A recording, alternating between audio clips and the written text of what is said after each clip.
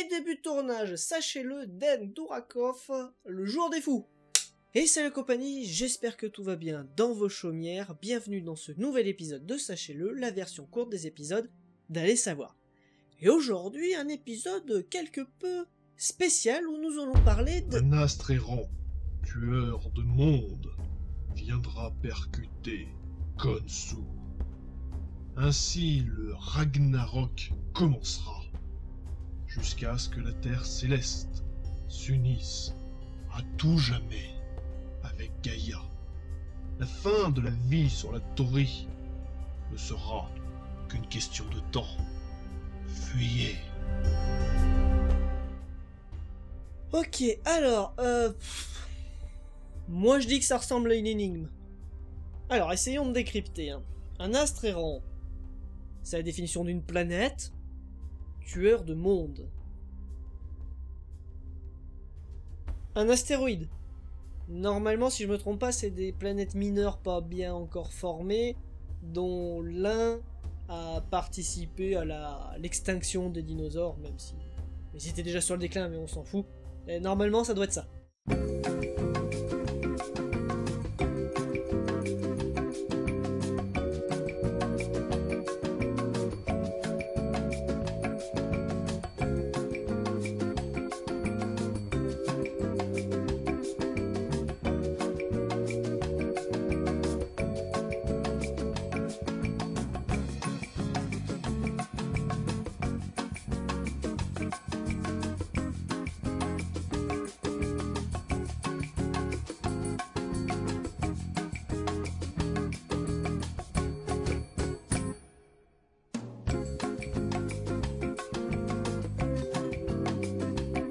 Bref, mettons le générique en attendant qu'il finisse de résoudre cette énigme.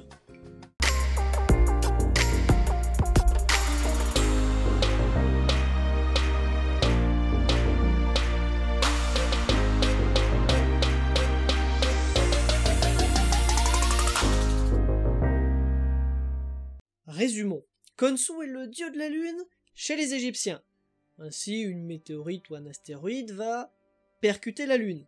Le Ragnarok, c'est la fin du monde chez les Nordiques. Alors l'union de la Terre céleste avec Gaïa, on a vu pendant nos âpres recherches que la Terre céleste était le nom que Plutarque, qui était un grec, donnait à la lune, et que Gaïa c'était la déesse de la Terre, donc l'union des deux... Alors pas vraiment la déesse, Gaïa c'est plutôt une entité qui est à l'origine des titans, qui seront eux aussi à l'origine des dieux. Non mais on s'en fout, ça veut juste dire que le ciel va nous tomber sur la tête quoi. Nous allons tous mourir! Partons d'ici sur le champ! Poisson d'avril.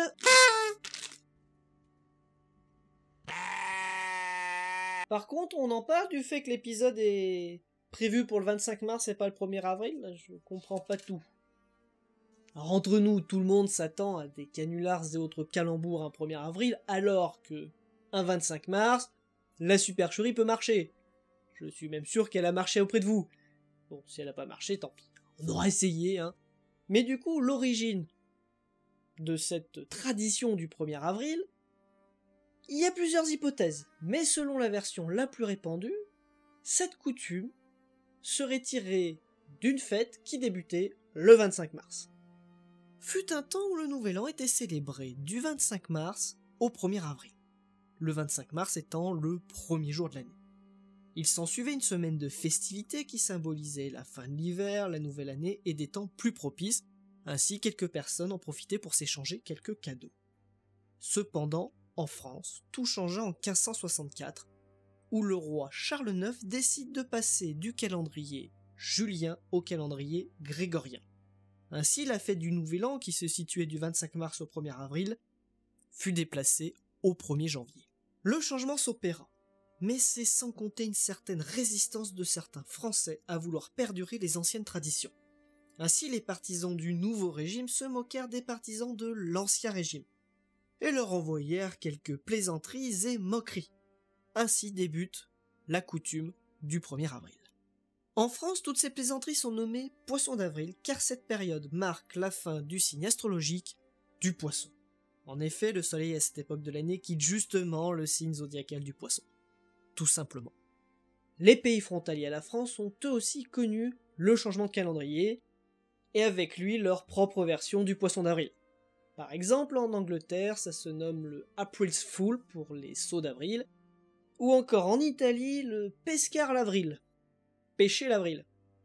Deal Clapper, je fais une petite pause dans le tournage, j'ai fait de la pâte à crêpes pour tout à l'heure, pour après le tournage, reste des crêpes. Est-ce que tu pourrais aller me chercher le moule à crêpes? On t'attend, il ne devrait pas en avoir pour longtemps. Ah, quelle bonne idée! À tout à l'heure, hein. Et si elle revient vite, je lui dirais que j'ai oublié un ingrédient dans la pâte à crêpes, l'eau sèche. Ou alors j'ai mieux, tu l'envoies chercher la mèche ronde qui fait les trous carrés. Ça marche bien aussi, ça. Alors par exemple, chez les militaires, ils avaient leurs petites habitudes. Ils envoyaient les bleus chercher la clé du champ de manœuvre. Ou encore le parapluie de l'escouade. Ou encore, pour finir, le fameux chef de file. Et oui, certains ont dû chercher longtemps. Et petite anecdote royale pour terminer cet épisode. Remontons au temps de Louis XIV, durant la nuit du 31 mars au 1er avril. Quelques plaisantins vont piquer les habits du marquis de Gramont, les faire rétrécir durant la nuit et les reposer délicatement dans ses appartements. Ainsi, le fameux marquis, quand il se leva, fut quelque peu surpris d'avoir enflé durant la nuit.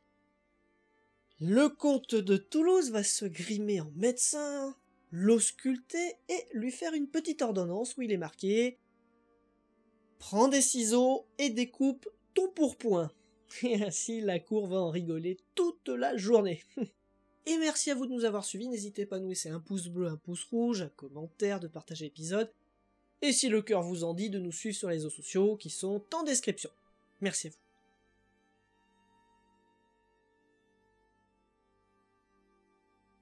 Mais ils sont passés où? En plus, j'ai même pas trouvé les moules à crêpes. Bon, bah tant pis alors. J'espère qu'ils m'ont attendu, hein. Bon. Et ils éteignent même pas la caméra en partant. Ah, ce gaspillage d'électricité. Qu'est-ce qu'ils feraient sans moi, hein, je vous le demande. Bon, bah merci à vous hein, d'avoir regardé. Fin de tournage.